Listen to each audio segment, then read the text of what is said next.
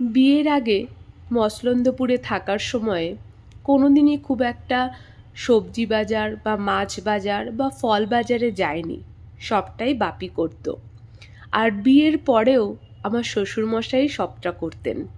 কখনো কখনো কদাচিৎ কিঞ্চিৎ হয়তো ইচ্ছে করে বা শখ করে আমরা দুজনে মিলে একটু মাছ বাজারে যেতাম, মাছ কিনে বাড়ি চলে আসতাম। ব্যাস, এই ছিল আমাদের বাজারের গণ্ডি। কিন্তু এখন ব্যাঙ্গালোরে এসে না আছে আমার বাবা, না আছে আমার শ্বশুর মশাই। এখানে আমাদের নিজেদেরকেই সবটা করে নিতে হয়। এখানে সবজি ফুরিয়ে এসেছে মানেই বাজারে ছোট, সবজি নিয়ে এসো। ফল ফুরিয়ে গেছে মানেই যাও, ফল নিয়ে এসো। মাছ ফুরিয়ে গেছে মানেই যাও, মাছ নিয়ে এসো পরের দিনের রান্নার জোগাড়ের জন্য। সেই মতোই আমাদের ঘরের সবজি আর মাছ বাজারটা কমে এসেছিল। তাই জন্যই আমরা চলে গিয়েছিলাম মাছ আর সবজি কিনতে। আর গেলামই যখন, ভাবলাম সবার জন্য একটুখানি ভিডিও করেই নিই।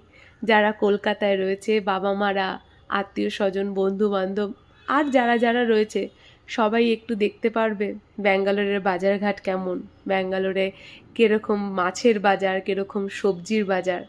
সেই জন্যই করে ফেললাম এই ভিডিওটা।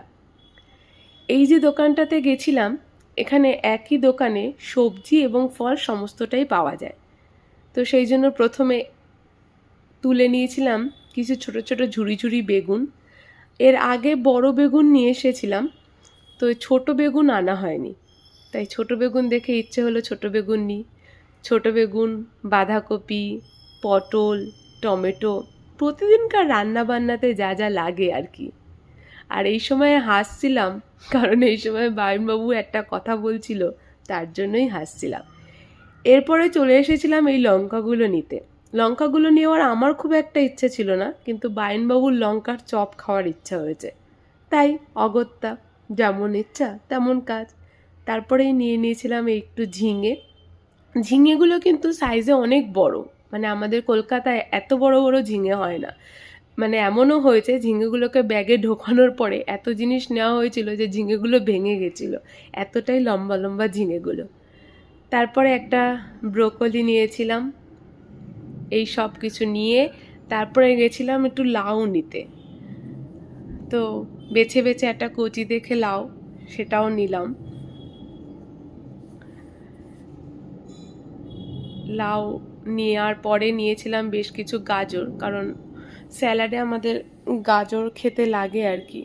তো সেই জন্য স্যালাডে গাজর খাওয়ার জন্য গাজর নিয়ে নিয়েছিলাম। এরপরে নিয়েছিলাম একটু চাউমিন। বাবুর ইচ্ছে হয়েছিল চাউমিন খাওয়ার, বন্ধুরা আসবে তার জন্য চাউমিন। আর তারপরে পুঁই শাকটা আমার ইচ্ছাতেই, কারণ কদিন আগে বাড়িতে শুনছিলাম মামুনি পুঁই শাক চচ্চড়ি করেছে, মাসিমুনিও করেছে, মানে আমার মাসি শাশুড়ি। সেগুলো শুনে আমার খুব খাওয়ার ইচ্ছে হয়েছিল, তাই ভাবলাম আমিও একটু পুঁই শাক চচ্চড়ি করেই ফেলি। এরপরে বাজারঘাট এত কিছু করলাম, একটু চা তো খেতেই হবে, বাঙালি বলে কথা। তবে হ্যাঁ, চাটা সম্পূর্ণ আমার ইচ্ছায়। বায়নবাবু একেবারেই চা খেতে চায় না, পছন্দ করে না। তো আমার ইচ্ছাতেই একটু চা খেয়ে নিয়ে তারপরে চলে গেছিলাম এই যে মাছ বাজারে।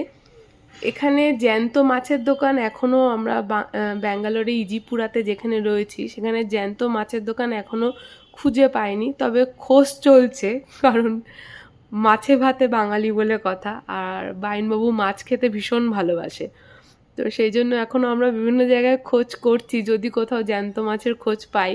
আপাতত এটা আমাদের ফ্ল্যাটের সামনেই একটা দোকান, এখান থেকেই এই নিয়ে তৃতীয়বার আমরা মাছ নিয়ে আসলাম। এখানে মাছগুলো মোটামুটি ভালো, হ্যাঁ ফ্রোজেন মানে বরফ দেওয়া, কিন্তু মাছগুলো ভালো, টেস্ট আছে বেশ ভালো। আর এছাড়া তবে এখানে আরেকটা বিষয়, এই দোকানটাতে পার্টিকুলারলি আমরা মাছের এই একটা দোকানই এখনো পর্যন্ত খুঁজে পেয়েছি।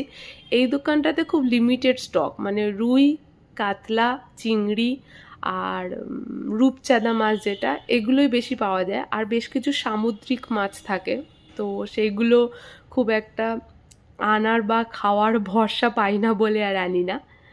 আর এই দোকানের একটা সুবিধা আছে, ইনারাই মাছ কেটে পরিষ্কার করে দিয়ে দেন, কোনো ঝামেলা থাকে না, শুধু কিনে ওনাদের কাছে দিলে ওনারাই সব একদম আঁশ টাশ ছাড়িয়ে সুন্দর করে পিস করে কেটে দিয়ে দেন। কাটার আগে ওনারা জিজ্ঞাসাও করে নেন যে রিং পিস করবেন না ওই পেটি গাদা আর কি, তো আপনি যেরকম যা চাইবেন ওনারা সেরকমভাবেই পিস করে দেবেন। তো এই আর কি, সেদিনকে নিয়েছিলাম কিছুটা চিংড়ি মাছ আর এই একটা কাতলা মাছ নিয়ে তারপরে বাড়িতে চলে এসেছিলাম। বাড়িতে এসে প্রচুর কাজ ছিল, কারণ এত কিছু সবজি বাজার করা হয়েছে, সেগুলো গোছানো। তারপরে রাতে পরের দিনে ওর অফিস ছিল, পরের দিন অফিসে যাবে, তো সকালবেলা রান্না বান্না আমি একা করে উঠতে পারি না বলে আগের দিন রাতেই কেটে রাখি।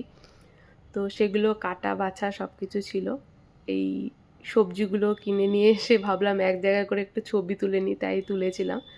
আর এই যে মাছ, এখানে মাছ প্লাস্টিকে করে দেয় না, এরকম কাগজের খামের মতো করে, প্যাকেটের মতো করে আর কি, তার মধ্যে করে মাছ পিস করে কেটে দিয়ে দেয়। এটা ছিল কাতলা মাছটা, মাথাটা ছিল অনেক বড়।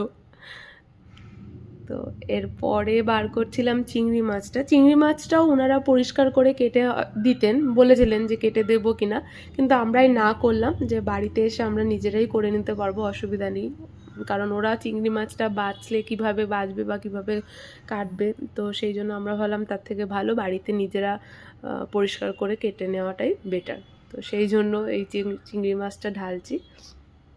এরপরে চিংড়ি মাছ কেটে বেছে সব কিছু করে এই আর কি। তো এই ছিল আমাদের একদিনের বাজার। একদিনের বাজার বলতে মানে একদিন গিয়ে বাজার করেছিলাম, কিন্তু এই বাজারটা আমাদের মোটামুটি 5-6 দিন ইজিলি চলে যাবে, কারণ দুজন মানুষের খাওয়া।